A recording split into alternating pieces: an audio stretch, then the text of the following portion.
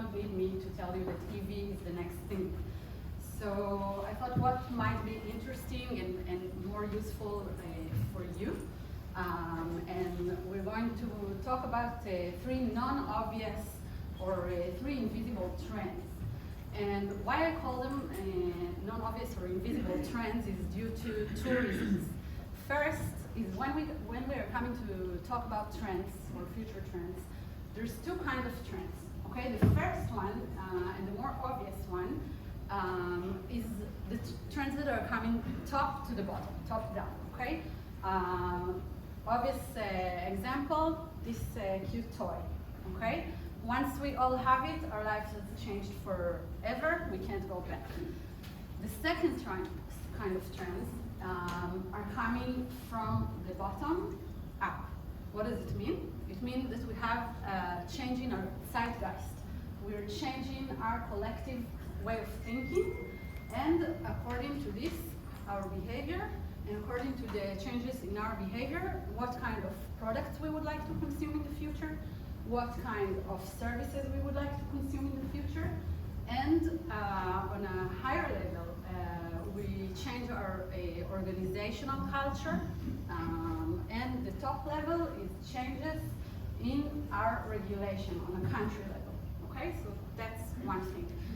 Second thing, those trends are invisible is because the three trends that I decided to present today are trends that are in the intersection between transportation and another megatrend that is happening. Okay, so I want to start with the first trend. It's called the health ticket. From the name, you can understand that the transportation is meeting the health. Is our video working? Because if not, all of you are going to stand up. We have it. No? Okay. So, the city of Cluj in Romania decided that they want to incentivize their citizens to do two things. One thing is to ditch the private cars, okay, like everyone wants to use more public transportation. And the other thing is, that everyone are trying to be more physical active. Okay, physically active, whether it's our smartwatch that is telling us every around the hour or so to get up off our chair and move around, and higher level insurance companies that wants to be more active to prevent future diseases and hospitalization. And the city of Cluj managed to do a challenge to their citizens, their residents. And what they did is a very simple thing. You know what is squats? Yeah. Okay, everybody, please stand up because we don't have the video. Okay, everybody count with me, 20 squats. 1, 2, 3, 4, 5, 6, 7, 8, 9, 10. 10 more to go. 9, 8, 7, 6, 5, 4, 3, 2, 1. You may be seated. Residents of the Cluj city in Romania. After 20 squats, you get a ticket, one single ticket to their public transportation in the city. Okay? And after 3 months of this challenge, the citizens of Cluj has made more than 1 million squats, which translated to more than 55,000 bus tickets. Okay, so now you see that you don't always have to have some very sophisticated technology in order to use the trends and incentivize your residents to do the physical activity. And in our topic, use more public transportation. I'm sure some of you can use this idea or something similar to it in your hometowns. second trend. Let's move on to the other side, to the second trend. Next exercise. Thanks. Okay, so to those who are not familiar with the face on the presentation, this person is called Nir Zuk. He's a very famous Israeli entrepreneur. And 20 years ago, he moved to Palo Alto to found his company. During the pandemic, Nir Zuk has moved back with his family to Israel, and is managing the company from Israel remotely. This is something most of us has experienced during the pandemic: work from home, work remote, and kind of liked it, right? Not all of us want to get back and do the daily commute to the office, but we have some struggle with it, or at least some of us, okay? Because some of us don't have enough space at home to have a working environment, or we have kids at home that disturb, and some of us just need a separation between our homes and get out to work. Can we move to the next slide? Thank you. Okay, so in parallel to that, we have areas, countries around the world, mainly in Europe, not only, that are trying to encourage people to move back to more rural areas, to revive the places, to repopulate them after many of the young population from those places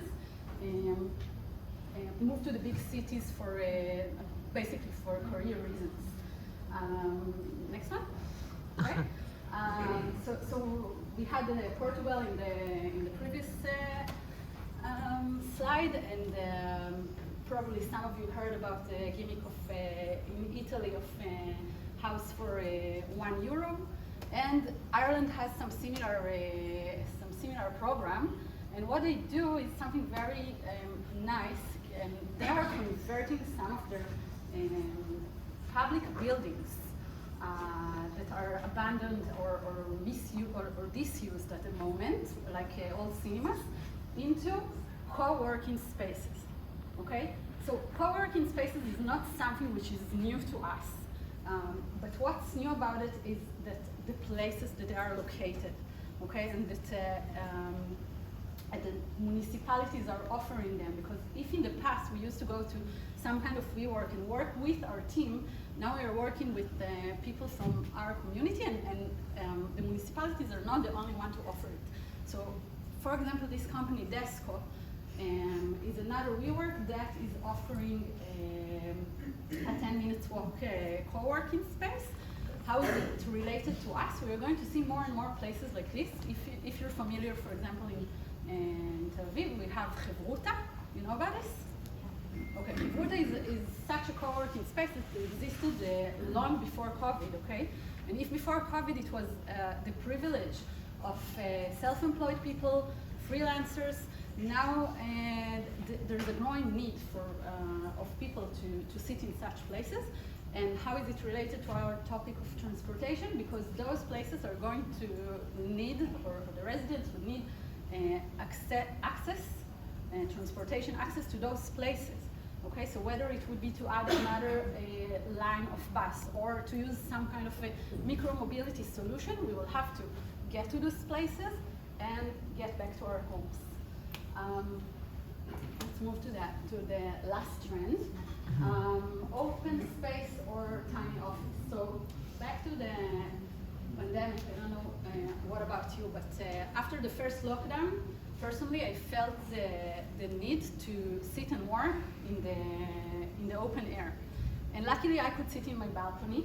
Some people could sit in their gardens, but not everyone had this privilege.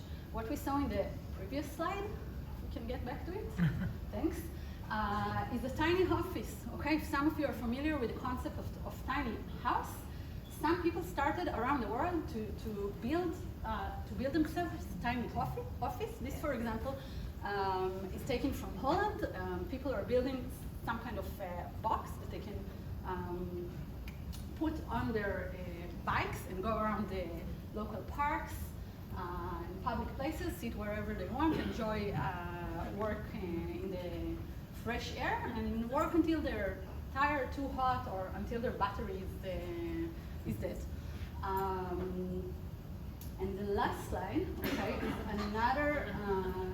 is another side of tackling this trend, and this is happening here in Israel by the National Authority for Parks. They opened some of the national parks, and they called it open space. They dedicated some of the areas in the parks for people to come, sit there, work, and they provided some simple and basic facilities like the desks, coffee, and Wi-Fi, and people actually came to work there. Again, what's the connection to us in transportation? Those places normally are not accessible to the people. The people are seeking to get there.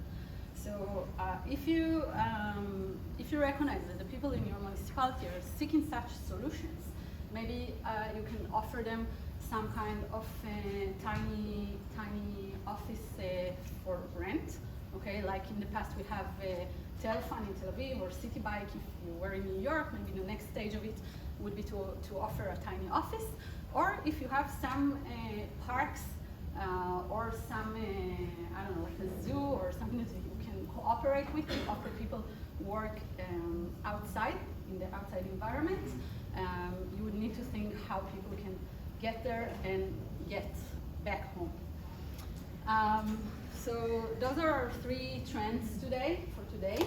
I hope it gave you some food for thought. How can you use the tool of the trends to the use of your residents and communities. I'll be here for later if you have a Q&A, and I hope that you will find some of the startups that are here that can already offer solutions to what you're looking. And thank you very much for listening.